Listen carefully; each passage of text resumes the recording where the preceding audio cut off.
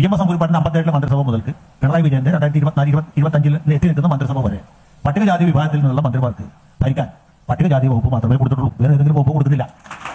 പിന്നെ പച്ചക്കള്ളം പറയുക. ഇപ്പോ മാതൃഭൂമിയുടെ ഫെസ്റ്റിവലിലോ മറ്റോ ആണെന്ന് തോന്നുന്നു ഇവിടെ തിരുവനന്തപുരത്ത് പങ്കെടുത്തിട്ട് അദ്ദേഹം സംസാരിക്കുന്ന ഒരു ദൃശ്യശകലം ഒരാളെന്റെ ശ്രദ്ധയിൽപ്പെടുത്തുകയുണ്ടായി.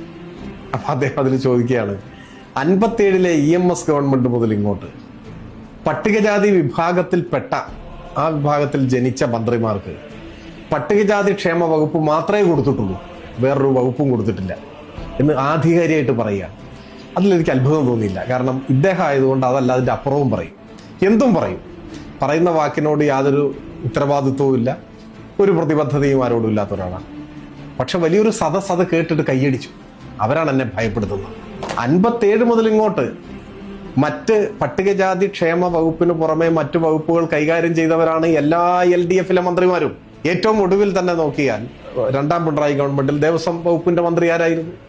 അതിനു മുൻപ് നോക്കിയാൽ സാംസ്കാരിക മന്ത്രി ആരായിരുന്നു? നിയമവകുപ്പ് മന്ത്രി ആരായിരുന്നു? അതിന്റെ മുൻപ് VS ഗവൺമെന്റിന്റെ കാലത്തെ ഇലക്ട്രിസിറ്റി മിനിസ്റ്റർ ആരായിരുന്നു? സുപ്രധാനമായ വകുപ്പുകളല്ലേ എല്ലാ ഗവൺമെന്റുകളുടെ കാലത്ത്. എന്നിട്ടും ഇങ്ങനെ ഒരു പച്ചക്കള്ളം പറഞ്ഞില്ല. അപ്പൊ അങ്ങനെയാണ് ചില ജീവിതങ്ങൾ കള്ളം പറയാൻ വേണ്ടി മാത്രമുള്ളതാണ്, ചില ജീവിതങ്ങൾ ആളുകളെ അധിക്ഷേപിക്കാൻ വേണ്ടി മാത്രമുള്ളതാണ്.